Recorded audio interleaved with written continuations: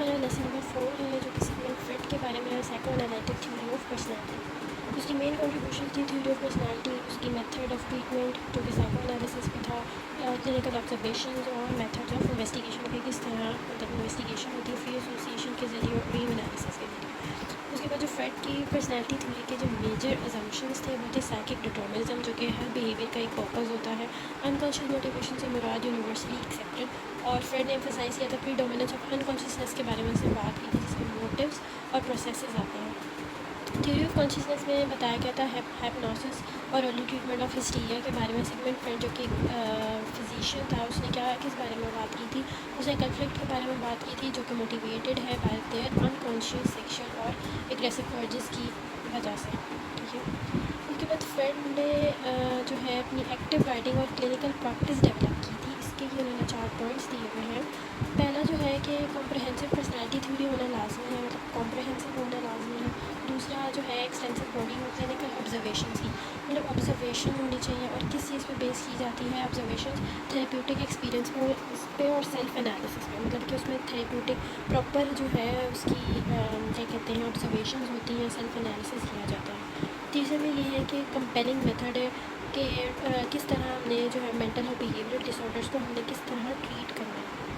उसके बाद एक प्रोसीजर आता है इन्वेस्टिगेट करने का, मेंटल प्रोसेसेस, जो कि ऑलमोस्ट इनएसेसिबल है किसी और वे में, मतलब कि यहाँ पे जो है मेंटल प्रोसेसेस को इन्वेस्टिगेट किया जाता है, और फिर जो है फ्रॉइड्स पर्सनैलिटी थ्योरी जो है उसके अंडरलाइन जो भी अजम्पशन थे वो भी एग्जामिन किए जाते हैं। यहाँ पे इनका बायोग्राफिकल स्केच है, ये इतना ख़ास नहीं है, लेकिन इसका पहला पैराग्राफ आप पढ़ लीजिएगा। उन्होंने उसके बारे में फ्रॉइड का जो है उसकी लाइफ के बारे में बताया। लेवल ऑफ कॉन्शियसनेस में है कि फ्रॉइड ने जो है साइको एनालिसिस की बात की थी, ठीक है, डेवलपमेंट ऑफ साइको एनालिसिस की बात की थी। उसके बाद जो कॉन्शियस लेवल है, कॉन्शियस लेवल में क्या आता है, इसमें हमारी सेंसेशन आ जाती है, एक्सपीरियंसेस आ जाते हैं जिसके बारे में हमें अवेयरनेस होती है, या अपने कॉन्शियसनेस के जो लेवल है ये ज़रूर याद कर लेना कि इसमें कॉन्शियसनेस में जो है जिस चीज़ के बारे में हम अवेयर होते हैं, हमें पता चल रहा होता है जो हमारे आसपास हो रहा है, हमारी परसेप्शन, थॉट्स, फीलिंग्स, मतलब हर चीज़ के बारे में पता होता है। अब जो प्री कॉन्शियस डोमेन है वो क्या है, वो एक अवेलेबल मेमोरी है जो कि पास करती है हमारे सारे एक्सपीरियंसेस जो कि कॉन्शियस नहीं है, मतलब एक प्री कॉन्शियस में जो कि हमारी कॉन्शियसनेस में अभी नहीं है, ठीक है, लेकिन रेडी होते हैं हमारी अवेयरनेस में आने के लिए। ये क्या होता है, ये प्री कॉन्शियस कहलाता है, कि जो चीज़ अवेलेबल मेमोरी कहलाती है और हमारी जो है अवेयरनेस में आने के लिए रेडी होती है, लेकिन अभी अवेयरनेस में आई नहीं होती। उसके बाद जो अनकॉन्शियस है वो डीपेस्ट जो है स्पेक्ट्रम है हमारे माइंड का, ठीक है, जो कि was the first to focus attention, मतलब कि अनकॉन्शियस से मुराद जो जिसके बारे में हमें अवेयरनेस नहीं होती ज़्यादा, बिल्कुल अवेयरनेस नहीं होती, जो कि हमारे बिल्कुल अनकॉन्शियस माइंड में होते हैं। कॉन्शियस में तो ये होता है कि हमें पता चल रहा होता है हमारे आसपास क्या हो रहा है, हमारे माइंड में क्या चल रहा है, ये वो, ठीक है।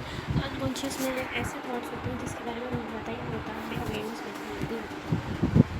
उसके बारे में यहाँ पे उन्होंने एक वो बताया हुआ है, कॉन्शियस, प्री कॉन्शियस, सब कॉन्शियस भी वही होता है, और फिर अनकॉन्शियस होता है।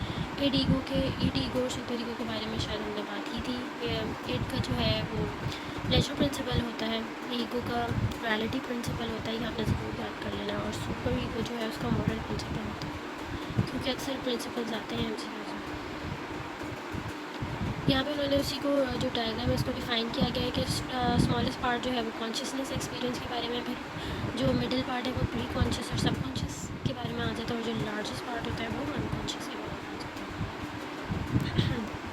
फ्रॉइड के अकॉर्डिंग जो माइंड था वो जो है वी आर अवेयर इस, अच्छा यहाँ पे भी वही बात की हुई कि जो कॉन्शियसनेस के बारे में है, माइंड का ऐसा पार्ट जिसके बारे में हमें अवेयरनेस होती है, ठीक है, but is a small part of mental life, ठीक है। फ्रॉइड के अकॉर्डिंग जो माइंड था वो जो है वी आर अवेयर इस, अच्छा यहाँ पे भी वही बात की हुई कि जो कॉन्शियसनेस के बारे में है, माइंड का ऐसा पार्ट जिसके बारे में हमें अवेयरनेस होती है, ठीक है, but is a small part of mental life, ठीक है। जो आप सुन रहे हैं वो आपकी कॉन्शियस मेंटल एक्टिविटी है। प्री कॉन्शियस क्या होते हैं, ऐसे थॉट्स और एक्टिविटीज़ जो होती हैं जो कि आप इजीली कॉन्शियसनेस में ले के आ सकते हो by an effort to remember, और से मतलब आप क्या एफ़र्ट कर सकते हो, याद कर सकते हो कि क्या था, अगर आप कुछ भूल गए हो तो वो प्री कॉन्शियसनेस में था और आपने उसको कॉन्शियसनेस में ले आया। जैसे एग्ज़ाम्स में फॉर एग्जांपल आपको किसी चीज़ का आंसर भूल जाता है तो वो प्री कॉन्शियस लेवल में आपके, प्री कॉन्शियस माइंड में आपके होता है, आप उसे याद करके एक एफ़र्ट करके अपने कॉन्शियसनेस में ले आते हो। फिर जो लार्जेस्ट सेगमेंट की बात की गई है वो अनकॉन्शियस है, जो कि ईजीली असेसेबल नहीं होता, जो कि आप ईजीली असेस नहीं कर सकते, बैक ऑफ द माइंड होता है, और ये हमें राइज करता है on the important leader influences और बिहेवियर। फिर उन्होंने एग्जांपल दी हुई हमारे नाइटमेयर्स, फोबियाज़, जो कि हमें इन्फ्लुएंस करते हैं, लेकिन you have them in because of unconscious. मतलब कि हमें नाइटमेयर्स, फोबियाज़, फियर्स होते हैं क्यों? क्योंकि हमारे अनकॉन्शियस में होते हैं। फ्रेड ने सजेस्ट किए थे वेज और techniques of reaching the unconscious. तो यहाँ पे भी फिर एग्जांपल है, ये भी आप पढ़ लेगा। फिर है एनाटॉमी ऑफ पर्सनैलिटी। अब कंसेप्ट ऑफ अनकॉन्शियसनेस जो मेंटल प्रोसेसेस है वो क्या है, सेंट्रल है फ्रेड की जो अर्ली डिस्क्रिप्शन ऑफ पर्सनैलिटी को लेके। अब 1920s में जो थी उसने ये मॉडल जो है मेंटल लाइफ का जो है वो रिवाइज़ किया था, और फिर इंट्रोड्यूस किए थे उसने 3 basic structures in the anatomy of personality. It जो है वो लैटिन वर्ड इट से निकला है, जो कि रेफ़र करता है हमारे ऐसे biological components of the personality. ठीक है, ये इसमें ये होता है कि जैसे कि एक बच्चा है, उसकी एक जो है जो भी उसकी ख्वाहिशें होती हैं उसको फ़ौरन से वो चाहता है कि फ़ौरन उसी टाइम पर फुलफ़िल हो जाए। तो इट जो है उसमें क्या है कि इनहेरिटेड होता है, इसमें सारी चीज़ें इनहेरिटेड और प्रेजेंट एट बर्थ, मतलब ये बर्थ के टाइम जो है वो प्रेजेंट होती है और फिक्स्ड होती है एक इंडिविजुअल के कॉन्स्टिट्यूशन में, जैसे कि स्पेशली सेक्सुअली और एग्रेसिव इंस्टिंक्ट्स इसमें पाए जाते हैं, जिसमें रॉ एनिमलिस्टिक अनऑर्गेनाइज और कोई भी लॉज नहीं होते, कोई रूल्स नहीं होते, लेकिन बस बेसिक होता है throughout the life.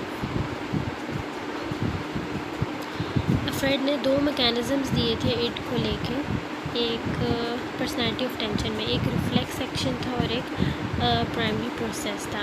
It जो है वो क्या होता है, रिस्पॉन्ड करता है ऑटोमेटिकली टू सोर्सेज ऑफ, मतलब कोई भी उसको इरिटेशन हो रही है तो उसने ऑटोमेटिकली रिस्पॉन्स करना है, ठीक है, और रिमूव करनी है टेंशन। अगर उसको कोई फॉर एग्ज़ाम्पल इरिटेशन हो रही है या कोई भी कुछ भी हो रहा है या स्नीजिंग हो रही है, कफिंग, बस वो चाहता है कि फ़ौरन से वो चीज़ ख़त्म हो जाए, इरिटेशन जो है वो ख़त्म हो जाए।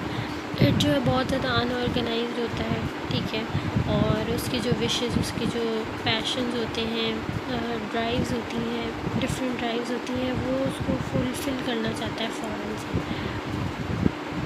It is like a child when it wants something it wants, मतलब एक बच्चे की तरह है कि जब उसे कुछ चाहिए उसको चाहिए ही चाहिए, और then without regard for consequence, so it operates on pleasure principle. किस प्लेजर प्रिंसिपल पे बेस करता है। फिर यहाँ पे इन्होंने कॉन्सेप्ट बताया था हेडोनिज़म का, जिसका मतलब होता है प्लेजर। इट जो है उसको लेबल किया जाता है एज ए लिबिडो, ठीक है, और इसकी जो कैरेक्टरिस्टिक्स, इसकी अपनी कैरेक्टरिस्टिक्स होती हैं, वे ऑफ प्रोसेसिंग इंफॉर्मेशन अपना होता है, कॉग्निटिव स्टाइल प्रेफर करता है एज प्राइमरी प्रोसेस। ऊपर हमने रिफ्लेक्स एक्शन की बात की थी, ये प्राइमरी प्रोसेस की बात हो रही है कि यहाँ पे जो उसके अपने कैरेक्टरिस्टिक्स हैं, वे ऑफ प्रोसेसिंग इंफॉर्मेशन, ठीक है, उसका कॉग्निटिव स्टाइल, ये क्या है, प्राइमरी प्रोसेस का होता है। थिंकिंग पैटर्न जो है इट के वो क्या होते हैं, वो इलॉजिकल होते हैं। लॉजिकल इसलिए नहीं हुए क्योंकि वो एक बहुत छोटा बच्चा है, ठीक है, अपने माइंड में एक ही इमेज बनाना है, इससे आपको याद रहेगा कि बहुत ज़्यादा इलॉजिकल है, इरेशनल है, इमोशनल बहुत ज़्यादा, और इमेच्योर ऑब्वियसली वो है क्योंकि वो मतलब अभी समझने पैदा हुआ है, प्योरली सेल्फिश भी है। उसके बाद है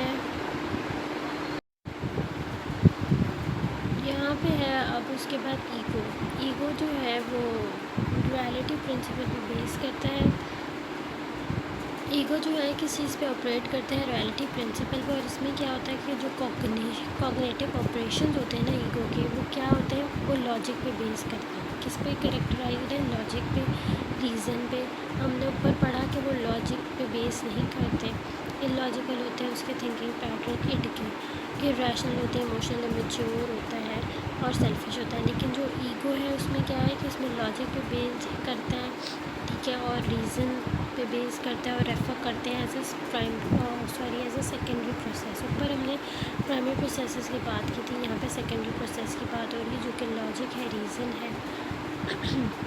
ईगो जो है क्या होता है, मास्टर कंट्रोल है, ठीक है, कंट्रोल करता है और ट्राई करता है कि वो रिजॉल्व करे जो भी कन्फ्लिक्ट्स पैदा हो रहे हैं इड के दरमियान और सुपर ईगो के दरमियान। तो उन दोनों के दरमियान जो मास्टर कंट्रोल होता है वो ईगो का होता है।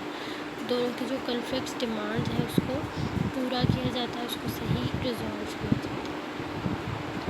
ईगो क्या करता है कि वो यहाँ पर भी वही बात लिखी हुई है कि ये इड के और सुपर ईगो के दरमियान जो भी कन्फ्लिक्ट्स हैं उसको देखा जाता है according to the realities of the world और उसको सक्सेसफुली मेडिएट किया जाता है, ठीक है। हम देखते हैं कि ये इंटेलिजेंट है, क्रिएटिव इंडिविजुअल है जो कि वेल एडजस्टेड है, while if ego is unsuccessful. लेकिन अगर ईगो अनसक्सेसफुल हो जाता है, ईदर इड और super ego will be strong. अगर जो है ईगो नहीं जो भी प्रॉब्लम्स आ रही हैं इड के और सुपर ईगो के दरमियान वो उसको नहीं ठीक तरह से जो है रिजॉल्व कर पाता, तो क्या हम देखेंगे, हम ये देखेंगे कि इड और सुपर ईगो जो है वो बहुत ज़्यादा स्ट्रॉन्ग हो जाएंगे।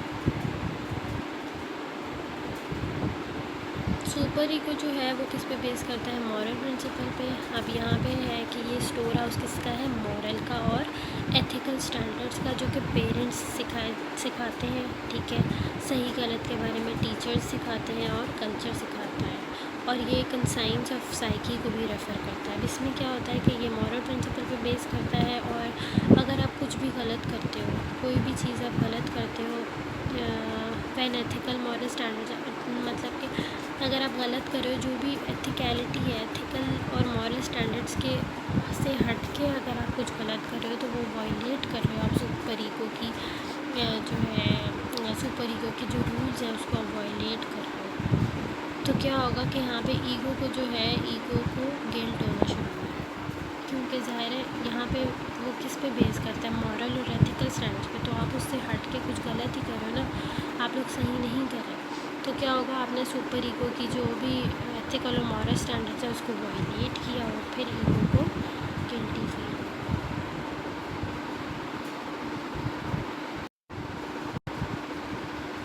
यहाँ पे इन्होंने ईगो की और इड की और सुपर ईगो की एग्जांपल दी है। फॉर एग्जांपल आपको समझाने के लिए इड का उन्होंने लिखा हुआ है I want red rose and I wanted now. जैसा कि हमने ऊपर पढ़ा था कि वो ज़िद्दी बच्चा होता है तो उसको रेड रोज़ चाहिए और उसको चाहिए अभी। फिर ईगो में क्या था कि I can't afford to buy red roses from flower shop, मतलब कि भाई वो दोनों वो जो है अफोर्ड नहीं कर सकता, इसने रीज़न रखा लॉजिक रखा अपना। सुपर ईगो में क्या है कि स्टीलिंग इज़ बैड, कि स्टील करना जो है बहुत बुरा है, और the sign says don't pluck flower. मतलब उसने मॉरली एथिकली जो भी प्रॉब्लम्स थी उसको उसने सामने रखते हुए कहा कि स्टील मतलब कि चुराना जो है बुरी बात है। और साइन ये भी दिया गया है, वहाँ पे लिखा हुआ भी है कि फ्लावर जो है आप प्लग नहीं करो। तो पहला क्या हो गया, प्लेजर प्रिंसिपल, दूसरा हो गया रियलिटी, और फिर लास्ट में हमने एथिकल प्रिंसिपल, मॉरल प्रिंसिपल की बात। ये भी एग्जांपल है का आप देख लेंगे। सुपर ईगो की फिर उन्होंने बात की है कि in order for a person to function constructively, मतलब कि एक सोसाइटी में जो है आप एक इंडिविजुअल जो है प्रॉपरली फंक्शन करता है, मतलब रहता है, तो उसको जो है अपनी वैल्यूज़, अपने नॉर्म्स, अपने एथिक्स, एटीट्यूड्स के बारे में, सही गलत के बारे में पता होना चाहिए एक सोसाइटी में रहने के लिए। उसको चाहिए कि जिस तरह भी मतलब उसने एक सोसाइटी में रहना है वो अच्छे तरीके से रहे, ठीक है, मॉरली भी एथिकली भी कोई गलत काम ना करे। और ये जो है किस के प्रोसेस के थ्रू एक्वायर किया जाता है, सोशलाइजेशन के थ्रू, ठीक है। और इन टर्म्स जो है structural model of psychoanalysis भी डेवलप किया जाता है through the formation of a superego. Superego जो है लास्ट है और मेजर सिस्टम है पर्सनैलिटी का टू बी डेवलप्ड, और ये क्या रिप्रेजेंट करता है, ये एक internalise version of society norms और उसके स्टैंडर्ड्स को रिप्रेजेंट करता है। फ्रेड के व्यू में जो ह्यूमन ऑर्गेनिज्म है ना वो सुपर ईगो के साथ बॉन्ड नहीं हुआ, रैदर वो किसके साथ बॉन्ड हुआ है, वो चिल्ड्रन के साथ इनकॉर्पोरेट करता है, कि जैसे कि चिल्ड्रन की और पेरेंट्स की जो इंटरेक्शन इंटरेक्शन हो गई, टीचर की इंटरेक्शन हो गई और फॉर्मेटिव फिगर्स के साथ जो इंटरेक्शन हो गई, ये फ्रेड ने कहा था। तो जो मॉरल एथिकल आर्म होती है पर्सनैलिटी की, वो क्या है, वो सुपर ईगो है, जो कि रिज़ल्ट करता है from the child's prolong dependence upon parents. मतलब कि जो भी मतलब चाइल्ड जो है पेरेंट्स पे डिपेंडेंट होता है, ठीक है। और क्या उस चीज़ को एक फॉर्मल अपीयरेंस बना दिया गया है कि when the child is set to know the right from wrong, good from, मतलब कि यहाँ पे मॉरली एथिकली चाइल्ड को सिखाया जाता है कि क्या चीज़ गलत है, क्या चीज़ सही है और क्या चीज़ मॉरल और इमोरल। यहाँ पे हमारा चैप्टर ख़त्म होता है। तो आपको पसंद आया होगा, लाइक और सब्सक्राइब और शेयर करना ना भूलें।